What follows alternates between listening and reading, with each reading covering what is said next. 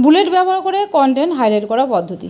আমরা কীভাবে বুলেট কাকে বলে, বুলেট কী কাজে ইউজ হয় সেটা জানবো এবং কীভাবে বুলেটকে আমরা আমাদের পেজে অ্যাপ্লাই করতে পারবো, সেই অ্যাপ্লাই করার পদ্ধতিটাও কিন্তু আজকে আমরা জানবো। প্রথমে আমরা জানবো বুলেট ব্যবহার করে কন্টেন্ট হাইলাইট করা কি। একটি বিচ্ছিন্ন তালিকার আইটেমগুলিকে হাইলাইট করার জন্য চিহ্ন হিসেবে বুলেট ব্যবহার করা হয়। ধরা যাক তুমি তোমার সিলেবাসের তালিকা থেকে সিন্ধু সভ্যতা এই পরিচ্ছেদের পাঠ্য বিষয়গুলিকে তালিকা তৈরি করতে চাও, সেই ক্ষেত্রে বুলেট তোমার বিষয়গুলিকে হাইলাইট করতে সাহায্য করবে। এই বুলেট আমরা কখন ব্যবহার করতে পারবো? আইটেম বা অনুচ্ছেদ লেখার আগে অথবা পরেও কিন্তু আমরা বুলেটকে সেট করতে পারবো। এরপর আমরা জানবো কি বুলেট ব্যবহার করার পদ্ধতি। আমরা আমাদের পেজে কীভাবে বুলেটকে অ্যাপ্লাই করব বা কীভাবে আমাদের সেই পেজে আমরা বুলেট প্রোগ্রামকে নিয়ে আসবো সেটা আমরা কিন্তু এবার জানবো।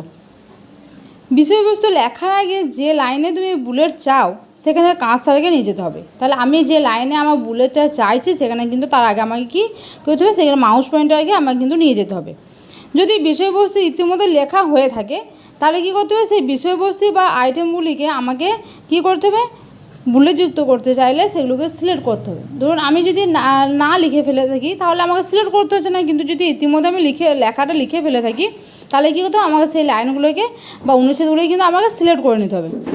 এবার হোম পেজের মধ্যে প্যারাগ্রাফ অপশানে, তাহলে আমাদের হোম ইনসার্ট যে মেনু বার আছে ওয়ার্ড প্রোগ্রামে, হোম পেজের মধ্যে প্যারাগ্রাফ অপশানে কিন্তু কি বুলেট অপশানটি ক্লিক করতে হবে। তাহলে হোম পেজের মধ্যে আমরা প্যারাগ্রাফ অপশানে যে বুলেট অপশান থাকবে সেখানে আমরা কিন্তু ক্লিক করব। তারপর ডিফাইন নিউ বুলেট ক্লিক করব। তাহলে আমরা কি হোম পেজের মধ্যে প্যারাগ্রাফ অপশানে বুলেট অপশানে ক্লিক করছি, তারপর আমার যে তালিকাটি আসবে সেখানে দেখবো নিচের দিকে অপশান ডিফাইন নিউ বুলেটস বলে, সেখানে আমরা কী করবো, ক্লিক করব। ক্লিক করার পর যে সিম্বল যখনই আমরা করবো তখন আমার যে তালিকা থাকবে সেখানে সিম্বল একটা অপশান থাকবে, সেই সিম্বল আমি অপশানে কিন্তু ক্লিক করব। তারপর তালিকা থেকে পছন্দ মতো বুলেট বেছে নিয়ে, তাহলে আমি যখন সিম্বল অপশানে ক্লিক করবো তখন আমার অনেকগুলো বুলেটের তালিকা কিন্তু আমার সামনে আমরা দেখতে পাবো।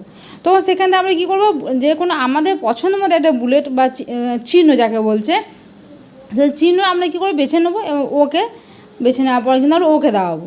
তাহলে কী হবে, লাইনে প্রথমে বুলেট ডিজাইনটি দেখতে পাবো। তাহলে আমরা যখনই ওকে অপশানে ক্লিক করব তাহলে কী হবে, ওকে অপশানে ক্লিক করার পরেই কিন্তু আমরা আমাদের যে লাইনটা আমরা দেখতে পাবো পেজের মধ্যে, সেই পেজের মধ্যে কিন্তু আমরা বুলেট আমাদের অ্যাপ্লাই হয়ে গেছে সেটা আমরা কিন্তু বুঝতে পারবো।